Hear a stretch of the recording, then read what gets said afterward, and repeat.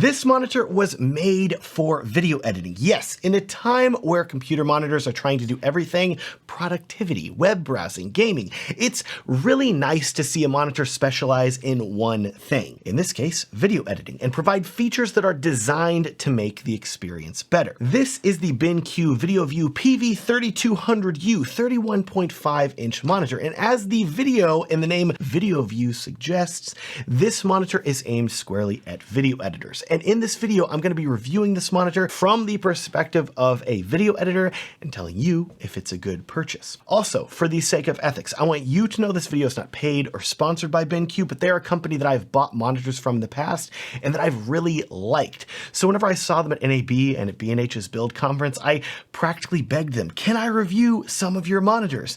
And thankfully, BenQ said yes, and they sent me this monitor so I could make this review. This video does have a sponsor as well, and I want you to know that it's Musicbed. I'll tell you more about them in a bit. Now, this monitor is 31.5 inches, which is really the sweet spot, in my opinion, for a video editing monitor. You want something that will really give you a lot of room to see your timeline and video preview, and this definitely delivers. You can tell that BenQ has been doing this for quite a while because the monitor feels very well put together. It comes with an easy to assemble stand that is height adjustable. It can tilt, it can swivel, it can rotate vertically if you want it to.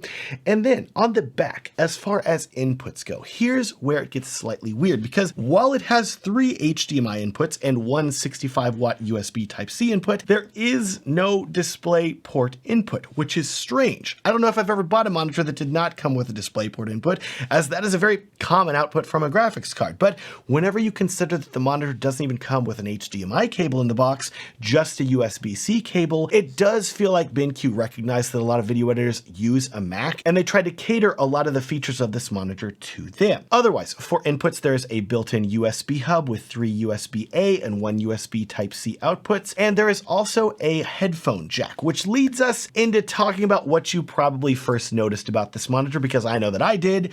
We need to talk about these massive speakers on the front of the screen. Most monitors have built-in speakers these days. You know that, I know that, and they're terrible.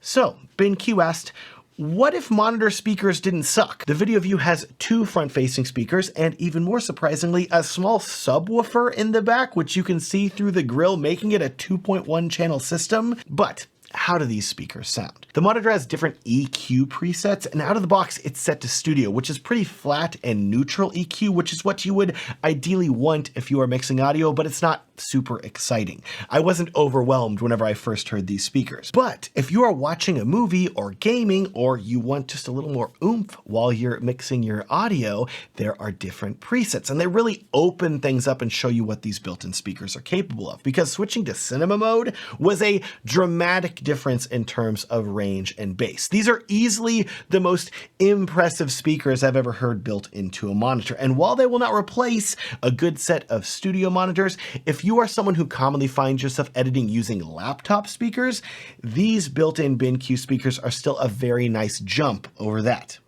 Now, we are almost done talking about the quality of the speakers in this monitor, but I also want you to consider that the quality of the music that you play through them is also incredibly important, because if you are video editing and you're using generic, cheesy sounding music in your edits, your audience is going to notice. Here's the deal. When I started filmmaking, you could really count the number of sites you could license music from on one hand, and they were all wildly expensive. These days, though, there are hundreds of options, all of them claiming to have the highest quality music. But while the number of options has gone up, if you take the time to listen to these songs, an overwhelming amount of them sound cheesy and generic. There is one site, though, that I discovered early on that really challenged this notion. That site, which also happens to be the sponsor of this video, is Musicbed. You'll feel it when a song hits. Genuine energy from a real artist who truly felt something as they were writing and recording. You'll know it when the sound effect strikes at just the perfect moment, drawing your attention. And I have to say, in this era we are in as creatives, where it's easier than ever to have a computer generate a song or effect in a few clicks, using music made by real humans still means something. That is what Musicbed offered way back when I discovered them 15 plus years ago, and that's still what they stand for today. If you are looking for songs that aren't just background filler music, but that are obsessively curated to bring maximum impact to the story you are trying to tell, if you want sound effects captured by Academy Award-winning creators, you owe it to yourself as a creative individual to check out Musicbed. I want you to discover what I discovered so many years ago, because once you start using Musicbed, your videos will never be the same. They have what your videos have been missing, and once you hear it, you'll understand. Use my link in the video description to sign up for a free 14-day trial to Musicbed and give them a try for yourself. I promise you won't regret it. Now, as far as controls for these speakers and the monitor as a whole go, the VideoVue doesn't put the main monitor controls at the front. They're instead at the bottom middle of the monitor, with a power button, a customizable function button, and a small joystick button that you can use to access and adjust monitor setting. Personally, and I've said this in other monitor reviews, I'm someone who prefers controls on the front of the monitor, which may not be as aesthetically pleasing, but it's easier to access them. But hold up, because BenQ actually does even better than having the controls on the front of the monitor. Instead, the VideoVue comes with a wireless control puck that will let you adjust many of the monitor settings without needing to ever actually use the controls on the bottom of the screen, which in my opinion is really one of the best ways to adjust monitor settings.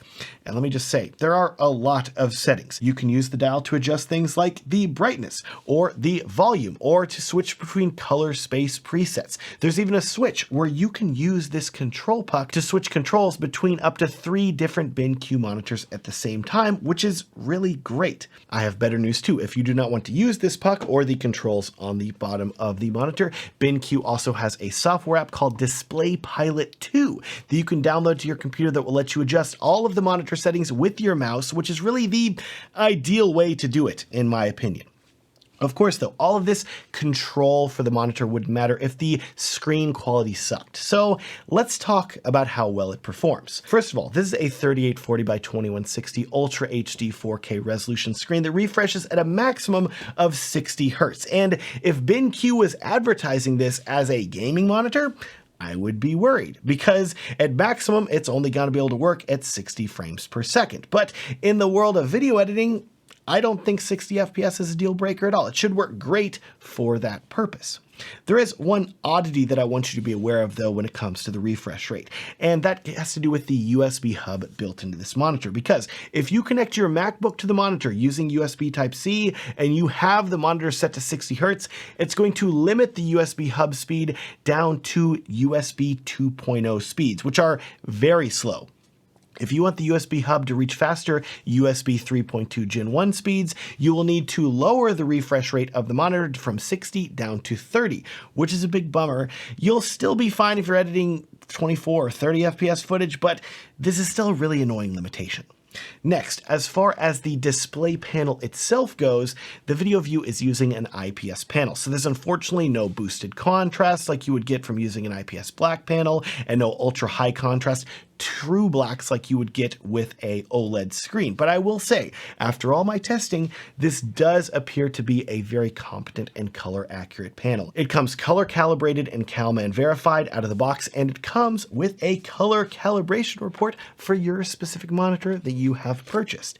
BenQ also makes their own Palette Master Ultimate color calibration software that works with a wide variety of color calibration tools. And whenever I tested the color accuracy of this panel with my Spider X2 Ultra, it reported that this panel is able to cover 100% of the Rec 709 color space and 93% of the DCI P3 color space, which is very good. For context, BenQ says that the VideoVue is capable of hitting 95% of the P3 color space, but there's always going to be some variation in the testing equipment that I use versus what they use, and between each individual monitor, and in my opinion, we are well within the margin of error, and 93% is very good for a monitor in this price range.